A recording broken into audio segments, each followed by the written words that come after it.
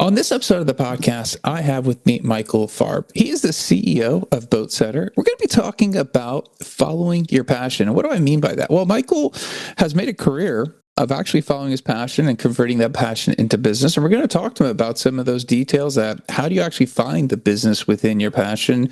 How do you impact your employees so they promote that passion and grow that passion within the business? And customers, he actually has found a business that actually gets his customers and interested in what they're doing and following their passion, which is all connected to this theme. And we're going to see if we can figure out how he started and all those little details I'm sure everyone wants to hear about. Michael, thanks for being on the show. Great to be here. Thanks. Awesome. All right. Before we start, can you tell everyone what you guys do at Boatsetter? Yeah, absolutely. So Boatsetter is the leading global marketplace for boat rentals and on-the-water experiences.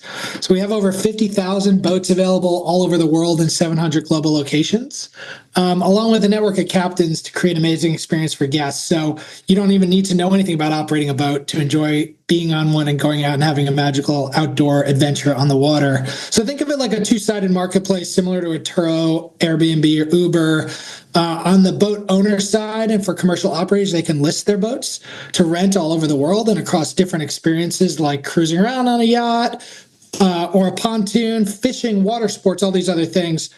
And, interestingly, like the coolest part of this is that we're taking boats, which are a really expensive and underutilized asset, and helping boat owners make money owning a boat while also enjoying it. And then for millions of people that love being on the water, but historically didn't have a friend with a boat, we make it as easy as booking an Uber to find a boating experience, book a boat, and get on the water and just have a great time. So it's been an exciting business and it's grown super fast. Awesome. All right. So I think we want to talk about, obviously you have a background and you've been following your passion for many years, and you've been turning into business, which I think is really a very interesting thing that most people can't do.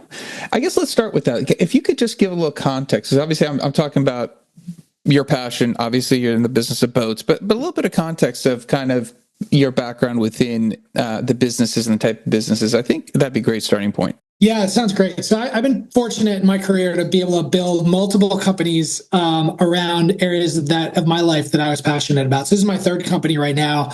A ways back, I've co-founded the sports recruiting business technology platform that helped kids achieve their dreams of playing sports at the college level. Sports was kind of integral in my life in an early day. I found an opportunity and a way to help people to advance in athletics and created a thriving business there.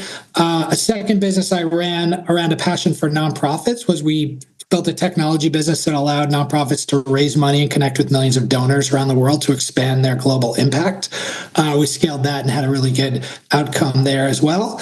And this one is my third now running Boatsetter, and is really connected to a deep passion of mine in experiencing the outdoors in fun and interesting ways. So this one, as I mentioned, is really a special one for me because I've always thought that being on the water was just a magical place to be, and to experience the outdoors, spend time with friends and families, explore different things, and just kind of refresh in life, get off screens and be outside with people that you love.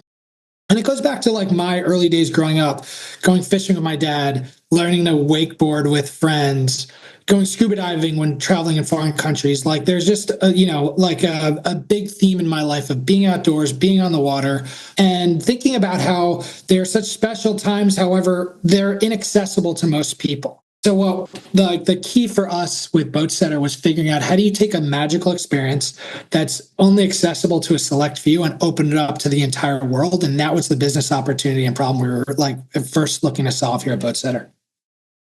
And you always don't hear about it, but I love it when an entrepreneur actually is doing what they would probably be doing on their free time, but doing it as a business. I think that's fantastic. And I think, there's a dotted line, and maybe we'll start with this question is, a lot of people have passions.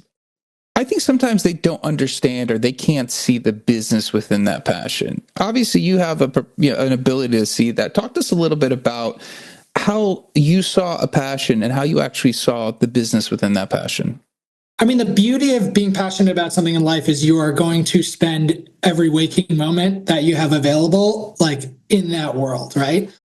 And that's a superpower in itself because you want to spend time in this area. You connect with a community of like-minded enthusiasts, and then you ultimately have a deeper knowledge set and majorly deeper insights into that space than most people would have because you are spending your time and spending your thoughts and energy in that area. So I think that's kind of the underlying superpower of following your passion is that you just know more than everybody else and you have more intrinsic motivation behind these things to spend time in that area.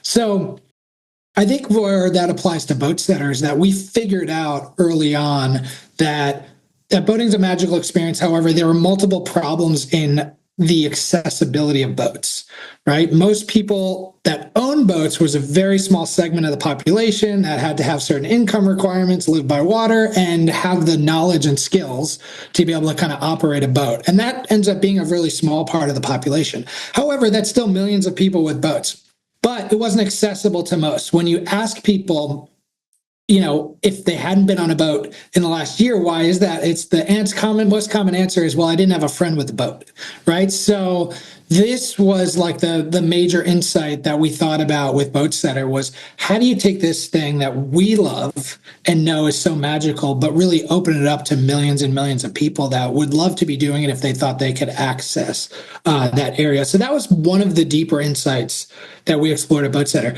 The other thing that we found really interesting in the two-sided marketplace is we knew the demand was there if we could open up the access. The other side's actually more interesting because boat ownership is a challenging world. It's commonly known that, one of the worst assets you could historically have owned was a boat.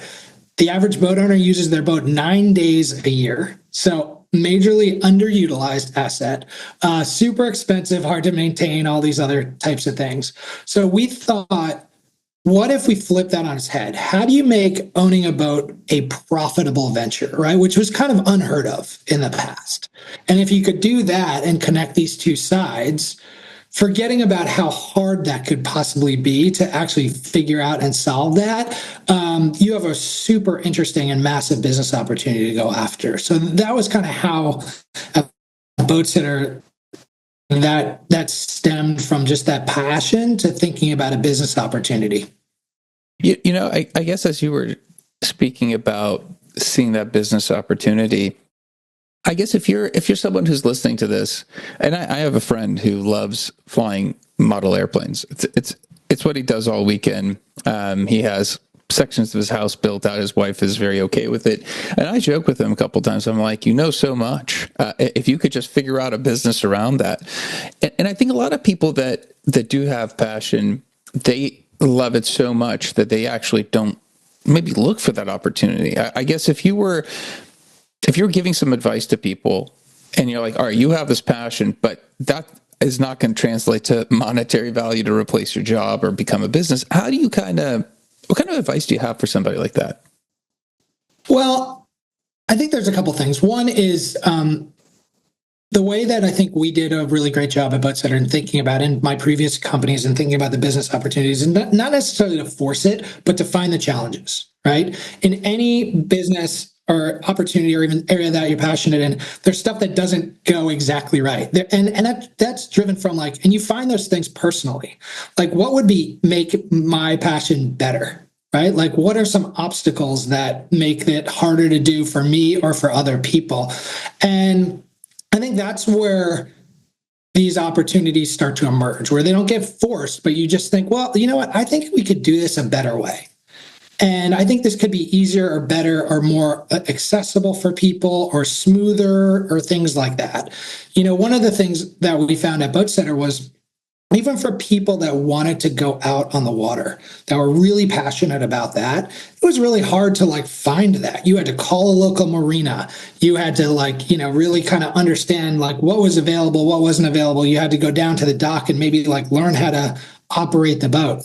So we realized at Boatsetter that it was really challenging for people that were passionate about it to enjoy it and to make that an easy experience, not just so you can go on a boat once a year, but you could do it every weekend if you wanted to, or during the week for a couple hours. So that was one of the areas of understanding what the challenges were and then thinking are there solutions to just make this passion easier for other people, I think was one of the key things. The other piece of it that I think is inherent to what we do here is what we do on the owner side is we kind of turn boat owners into entrepreneurs, right? So they're taking an underutilized asset, renting it out. And what's actually amazing that's happening on Boatsetter now is that since people are making money owning and renting out a boat, they're looking at building many fleets. So they're buying their second boat, their third boat. So what's amazing about this is, and I think the magic of what we've been able to kind of harness this passion at Boatsetter is turning and empowering owners to share their passion with other people, right? Because at Boatsetter, it's not really just about renting the boat. You're talking to the owner. You're having a captain take you out and show you the magical places in their area. So that's like one thing is like how to make it more expansive by empowering other people to share their passions with consumers all over the world. And we're just kind of supporting that in an interesting way. Fantastic. I guess, you're touching on your obviously your customers, and maybe we could touch on your employees. And I'm always curious when the founder has a passion for the business. I think all founders love their business. They're trying to drive it. There's a passion. I think what we're talking about is there's an underlying passion for this business, even if it wasn't a business. You love the space. How does that impact your employees? How do they kind of feel about you as a leader with the passion you bring to the table? Yeah. I think this is where, like, in terms of team building and finding great people that want to help drive the business, building a business around a passion is a kind of an unfair advantage, right? In a business sense, because we're able to recruit and motivate like-minded people that are very passionate about this market, like about being on boats, about renting boats out. So we have employees that own boats and rent them out and utilize the platform to do that and really understand the mentality of like a boat owner and a captain. We have, we do, as part of our benefits, we do boating credits. So employees can go out and be on boats as part of their like benefits and compensation and things like that, to be able to enjoy the passion as part of the integral experience of working at Boatsetter and understanding what we do. And generally we hire people that like just love this concept of enabling outdoor adventure for other people and want to drive that. So that helps them in a lot of different ways. I mean, they say, do what you love and you'll never work a day in your life. I think there's some truth to that, although it's not always as glamorous, right? When you're running a business and you're working in a business day to day. However, doing something around something that's super fun and something you enjoy, I think gives that added motivation to want to deliver for customers, to want to, create great experiences for people while also scaling a business, right? There's the business side of it. So what I say, like, I think is like the luckiest place to be and the most fortunate place to be for me, and I think a lot of employees feel the same way, is to be able to do the two things together.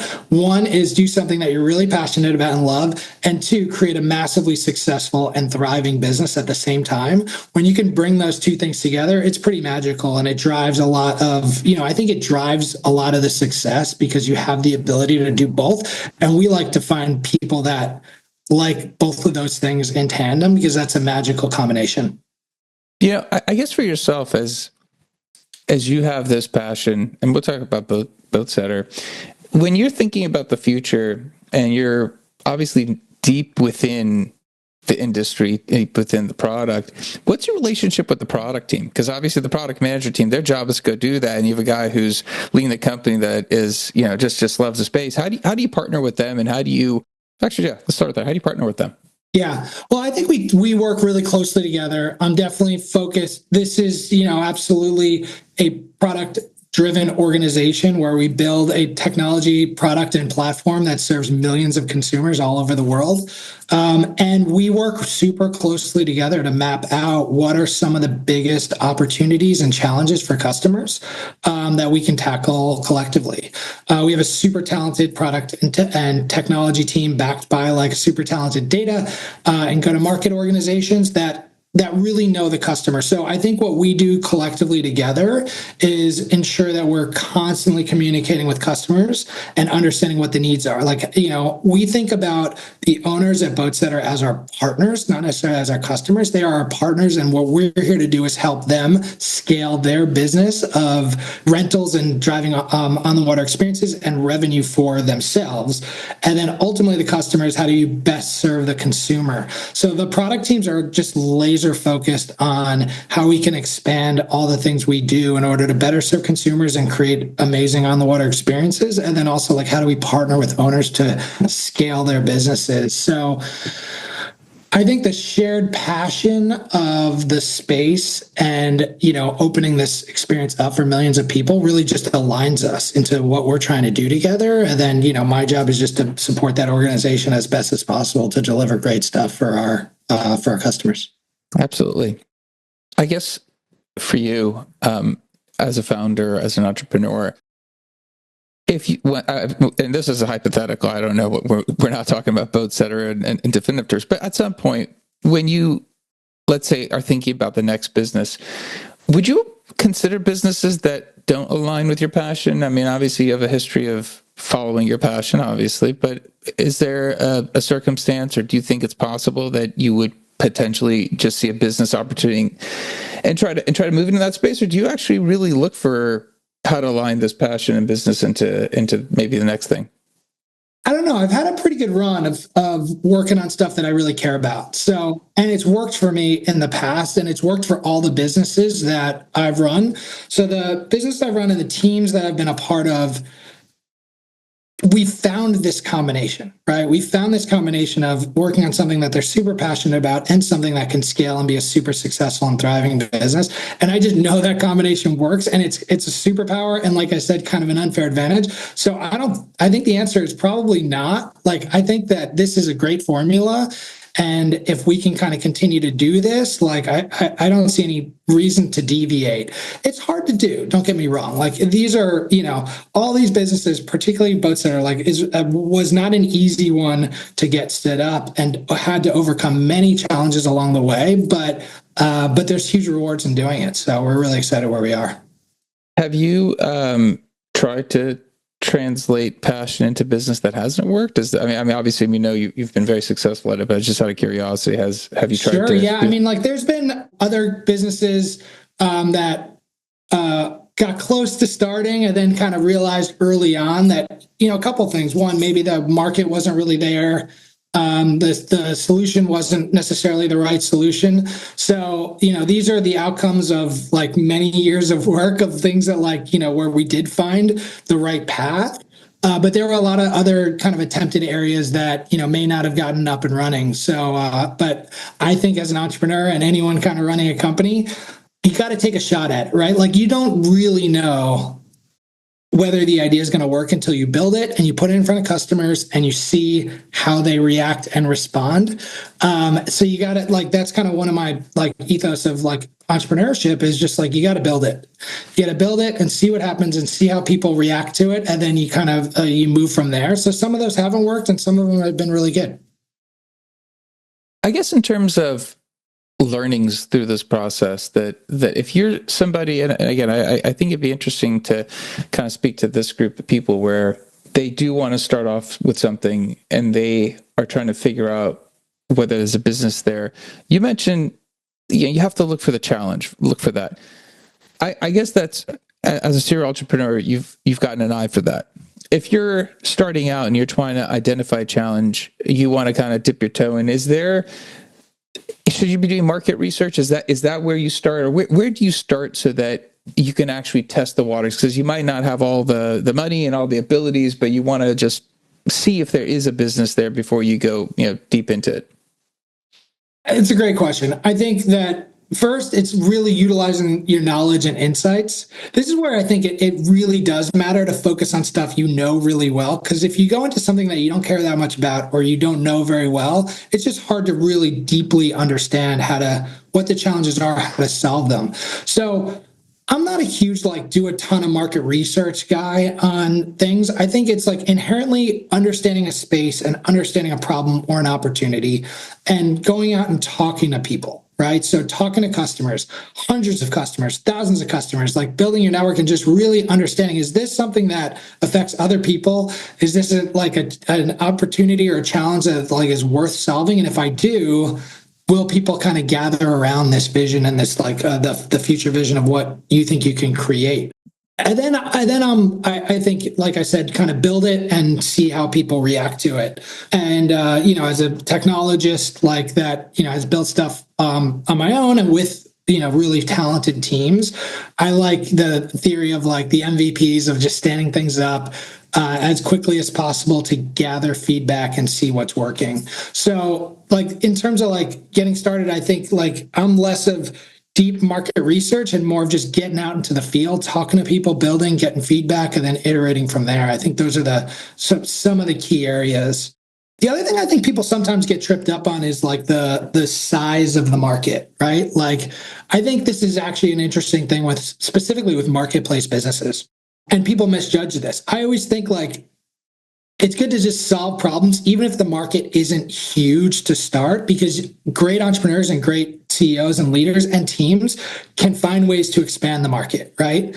Like Uber started off with just black cars and they thought like, that's not that interesting. A lot of investors thought that's not that interesting of a market because there's only so many black cars out there and how big could this be? And now look how they've expanded the market and moved into things. At Boatsetter, similarly, we started with just renting the boat. We've expanded into having captains, so now everyone around the world can experience being on the boat. And now we're moving into all types of on-the-water experiences and ultimately outdoor adventure. So if you can really solve a problem, and like there's a lot of ways to expand that down the road. I think that's the best piece of advice I've ever heard. Thank you.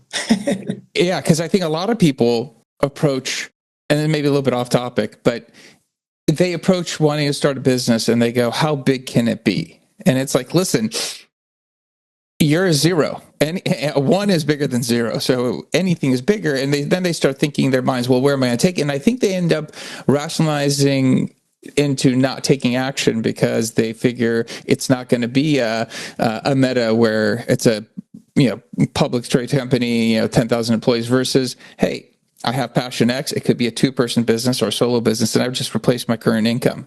And that could be just fantastic. And you have a different path. So I think what you just said of people over indexing on the size of the market and undervaluing their expertise in the niche, I think that is not something that's being addressed out there by a lot of people. I agree. And I think that's where a lot of people potentially take kind of missteps, right? Like the another corollary to that I really think is interesting, especially in the early days of starting a company, is like do things that don't scale, right? Like, and that's kind of the antithesis of how people think about things early days. And what I mean by do things that don't scale is really solve a problem for a customer, like one customer, and then turn that into like 10 customers and 20 customers and 100 customers. Even if it's like not the most scalable solution to how you will solve it, it's more important to just solve the problem, go after the opportunity and the challenge. And then great people, great teams will figure out how to scale the stuff down the road, right? But the inherent thing is really solving that problem, right? So like Boatsetter is about access. Like how can we enable anyone to just be able to easily find and get out on the water? It was also about how do we help owners like make money owning a boat? And, it didn't start out as like this glorious, fully automated global platform that it is today. It was pretty manual back in the day. And we were like, there are people in the background making phone calls and figuring out how to connect people and do all those things.